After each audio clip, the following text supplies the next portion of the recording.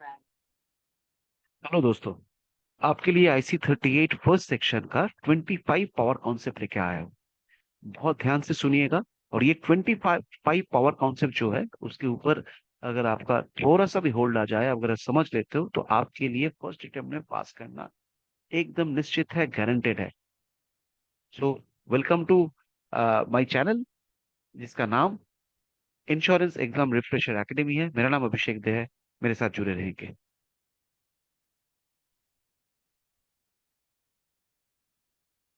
पहला सवाल है, example of question. What is question?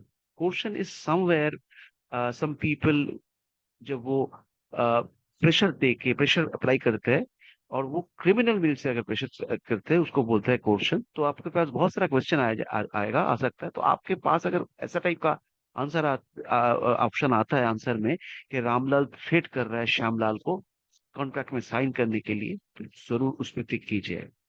अच्छा, can someone take insurance policy on उसके फ्रेंड्स नेम? मैं दोस्तों के ऊपर नाम में इंश्योरेंस ले सकता हूँ? आंसर इज नहीं। मैं दोस्तों के नाम पे कभी इंश्योरेंस नहीं ले सकता हूँ। अच्छा, ये प्रीमियम कॉन्सिडरेशन, कोई कभी कभी ये क्वेश्चन आता है, पक्का आता है।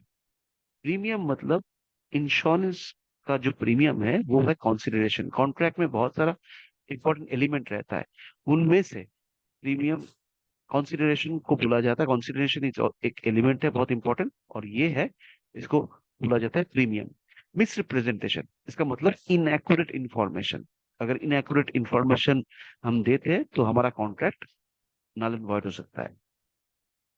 Insurance contract is the contract between insured and ensure. कभी कभी आता है, थोड़ा ट्रिकी क्वेश्चन है, कौन है, कौन कर रहा है कॉन्ट्रैक्ट? सिर्फ दो पार्टी कर रहा है। एक है इंश्योर्ड, जिसके नाम पे इंश्योरेंस हो रहा है, जो इंश्योरेंस ले रहा है, और इंश्योरर मतलब इंश्योरेंस कंपनी। और ये एक्ट हुआ था 1872 में, ब्रिटिश के जब जमाने में। आपके पास ये तो पता होगा ही, इंश्योरेंस लेने के लिए इंश्योरेंस कॉन्ट्रैक्ट लेने के लिए 18 साल होना जरूरी है। आपके मन में शायद सवाल हो रहा है, क्या मैं बच्चे के नाम पे इंश्योरेंस नहीं ले सकता हूँ? जरूर ले सकते हैं। वो हो गया लाइफ टू बी इंश्योर्ड। लेकिन इंश्योरेंस ले देते हैं कौन? पॉलिसी होल्डर या प्रोपोजर। तो इंश्योरेंस का पॉलिसी होल्डर होने के लिए मुझे 18 साल होना ही है। मुझे मेजर बनना ही है। मैं माइनर कोई कॉन्ट्रैक्ट में आ नहीं सकता है। यस, बीइंग ए फादर और बीइंग ए मदर और being a someone local guardian, I can take insurance बच्चे के नाम पे, वो अलग बात।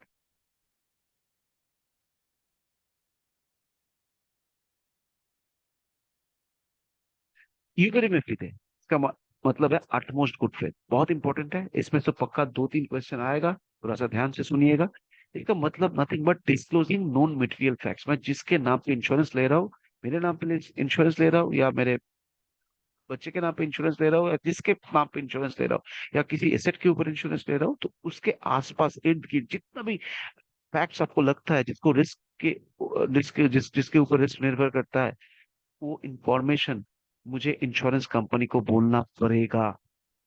नहीं तो कुछ भी अगर छूट जाता है तो इंश्योरेंस का जो कॉन्ट्रैक्ट है वो वॉइड हो सकता है, नल एंड वॉइड हो सकता है। इंश्योरेबल इंटरेस्ट, जैसे मैं पहले से भी आप लोग को बोला था, ये इंटरेस्ट इंश्योरेबल इंटरेस्ट होने के बाद ही मैं इंश्योरेंस दे सकता हूँ। लीगल एंड फाइनेंशियल डिपेंडेबिलिटी अगर है तो तब मैं इंश्योरेंस ले सकता हूँ। जैसे हस्बैंड वाइफ के बीच में हो सकता है, मैं मेरे नाम पे इंश्योरेंस ले सकता हूँ, डेफिनेटली ले सकता हूँ। इंश्योरेबल इंटरेस्ट है। मैं क्या अपने बच्चे के नाम पे ले सकता हूँ? डेफिनेटली ले सकता हूँ। Employer can they take on on the name of employee? Yes, employee के नाम पे ले सकते हैं। एम्प्लॉय भी एम्प्लॉयर के नाम पे ले सकते हैं, बट उसका लिमिट है, 1 महीने का सैलरी तक उसका समय शोध होना चाहिए। पार्टनर, बिजनेस पार्टनर जरूर ले सकता है। अभी insurable interest is essential. Yes, essential. Life insurance के जो, अगर अगर मैं बात करता हूँ, तो इंसेप्शन में ये इंश्योरेबल इंटरेस्ट रहना जरूरी है। और अगर वही चीज अगर मैं जनरल इंश्योरेंस में बोलूं या नॉन लाइफ इंश्योरेंस में बोलूं, जब क्लेम होगा तब इंश्योरेबल इंटरेस्ट का रहना जरूरी है। ये सवाल, कॉन्सेप्ट नंबर 10, बहुत इंपॉर्टेंट है। कभी कभी बहुत बार आता है, ये इंश्योरेंस ब्रोकर कौन है? तो हम लोग थोड़ा कंफ्यूज हो जाता है। Insurance broker is someone is representing client. ये क्लाइंट को रिप्रेजेंट करता है, लेकिन उसका कमीशन रेमुनरेशन ये इंश्योरेंस कंपनी देता है। 11 number concept, origin of modern insurance. ये ना आप लोग को शायद पता होगा, गूगल भी देखे होंगे या वीडियो देखे होंगे, लॉयड कॉफी हाउस बोल के लंदन में एक जगह है जहां से ये मॉडर्न इंश्योरेंस का इनिशिएशन हुआ था। कॉन्सेप्ट नंबर 12 बहुत इंपॉर्टेंट है, पर्टिकुलर रिस्क। ये इसके ऊपर एक क्वेश्चन आता है। जब भी देखिएगा, पर्टिकुलर रिस्क मतलब एक टाइप का रिस्क है जो कोई स्पेसिफिक इंडिविजुअल, कोई व्यक्ति के ऊपर या कोई लोकल जो कम्युनिटी है उसके ऊपर ही लागू हो। Insurance company should respond within 10 days from the date of receiving any query. Insurance company का नाम है, तो आपके पास सवाल आएगा कितना दिन में उसको इंश्योरेंस कंपनी को रिस्पॉन्ड करना है, 10 दिन, 15 दिन, 20 दिन, 24 घंटा। तो 10 दिन थोड़ा सा याद रखिएगा। एजेंट कौन है, मैं बोल रहा था ब्रोकर के टाइम में, agent is a legal person who is acting on behalf of insurer. तो एजेंट जो है वो इंश्योरेंस कंपनी के बिहाफ में काम कर रहा है, लेकिन ब्रोकर मैंने पिछले एग्जाम्पल में बोला था वो क्लाइंट के बिहाफ में काम कर रहा है। हालांकि दोनों के पास ही कमीशन जा रहा है इंश्योरेंस कंपनी के पास से, लेकिन ये दो छोटा छोटा डिफरेंस है। सो कंफ्यूज मत होइएगा। ठीक आंसर, ठीक कॉन्सेप्ट के साथ अब जरूर ठीक आंसर को आप चूज कर पाओगे। In case of lost policy, newspaper advertisement is must. जब क्लेम सेटलमेंट का बात आता है, ये थोड़ा सा याद रखिएगा। कोई बड़ा क्वेश्चन आ जाएगा तो आपको अगर लगेगा न्यूज़पेपर एडवर्टाइजमेंट, तो आप देखिएगा क्लेम सेटलमेंट या लॉस्ट पॉलिसी ये सब चीज आएगा, तो उसी हिसाब से आप क्लिक कीजिएगा। A missing person will be treated as dead after 7 years। 16 number concept बहुत इंपॉर्टेंट है, ये तो पक्का आएगा ही, हर एग्जाम में आता है। 7 साल अगर हो जाता है किसी व्यक्ति जो मिसिंग है, तो तब हम उसको डेड मानते हैं और तब जाके क्लेम का काम शुरू होता है। Concept 17, claim will not be paid अगर पॉलिसी लैप्स कंडीशन में है। तो ऐसा टाइप का क्वेश्चन आएगा कि राम ने एक पॉलिसी लिया था जिसका रिन्यूअल प्रीमियम था 16 दिसंबर, लेकिन वो 18 जनवरी का उसका डेथ हो गया। अभी 1 महीना टाइम देता है insurance company for annual, for monthly 15 दिन, या याद रखिएगा। तो 1 महीना बाद उसका डेथ हो जाता है, उसका घर वाला पॉलिसी लेके आता है, तो इंश्योरेंस कंपनी क्लेम को रिपोर्टिएट कर सकता है, क्योंकि ये लैप्स कंडीशन में है। Detail investigation required, yes investigation required for any claim. लेकिन यहाँ पे थोड़ा गौर कीजिएगा, डिटेल इन्वेस्टिगेशन, ये डिटेल इन्वेस्टिगेशन चाहिए मुझे जब अर्ली डेथ क्लेम होगा, तो वहां पे बहुत सारा आंसर होगा, डेथ क्लेम लिखा रहेगा, मैच्योरिटी क्लेम लिखा रहेगा आपका ऑप्शन में, लेकिन आपको ढूंढना पड़ेगा अर्ली डेथ क्लेम। जो अर्ली डेथ क्लेम मतलब जो 2 साल के भीतर डेथ क्लेम होता है। 5 years रिक्वायर्ड, ये कभी कभी क्वेश्चन भी आता है, एफडी से भी हम लोग टैक्स बेनिफिट कर सकते हैं, जैसे इंश्योरेंस में कर सकते हैं एफडी में भी कर सकते हैं, लेकिन वो एफडी 5 साल का एफडी होना चाहिए। 1 साल, 2 साल, 3 महीना, 6 महीना वाला एफडी टैक्स बेनिफिट नहीं देगा, एटीसी टैक्स बेनिफिट नहीं देगा।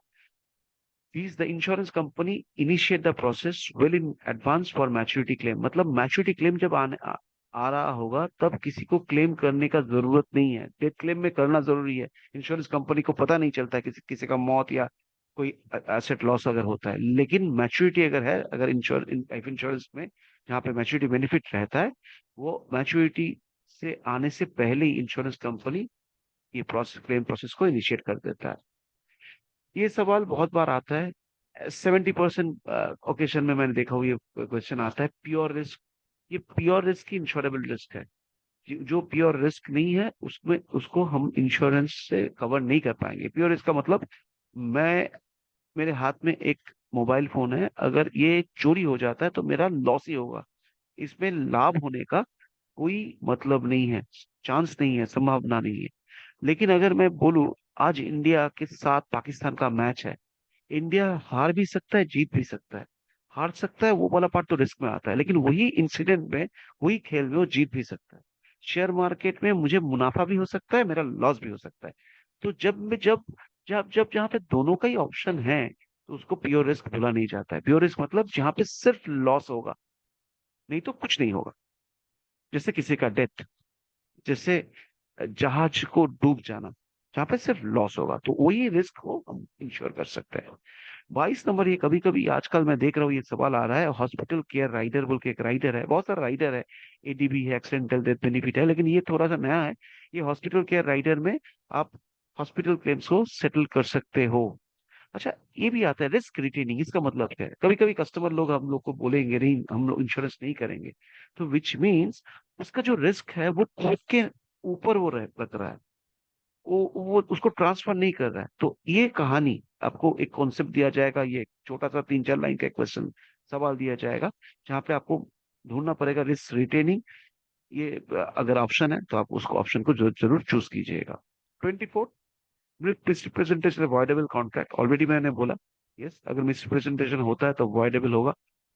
और 25, जो भी मैं बोल रहा था, रिटेंशन अगर नहीं करता है, अगर रिस्क को ट्रांसफर करता है, उसका मतलब when someone is buying life insurance, insurance offers peace of mind, उसके बदले में उसको पीस ऑफ माइंड उसको मिल रहा है। हाँ, इसका मतलब नहीं है मैं इंश्योरेंस ले लिया और मैं रेकलेस हो जाऊंगा, नहीं। Insurance can only offer peace of mind. ये पीस ऑफ माइंड वाला क्वेश्चन मैं काफी बार देखा हूँ आते आते होंगे। तो ये था आपका 25 पावरफुल कॉन्सेप्ट। इस कॉन्सेप्ट को आप जरूर सुनिएगा, 2-3 बार सुनिएगा अच्छे से। आपको समझिएगा। अगर कोई सवाल है तो मैं मेरा मेल आईडी मैं दे रहा हूँ आप लोग को, या तो आप कमेंट पे आप जरूर लिखिएगा। आपको अगर वीडियो अच्छा लगे तो डेफिनेटली मैं एक्सपेक्ट करूंगा बेल आइकॉन में आप क्लिक करोगे, सब्सक्राइब करोगे, और इस वीडियो को लाइक करोगे, शेयर करोगे। मेरा नाम अभिषेक दे है। Thank you so very much मेरे साथ जुड़े रहने के लिए।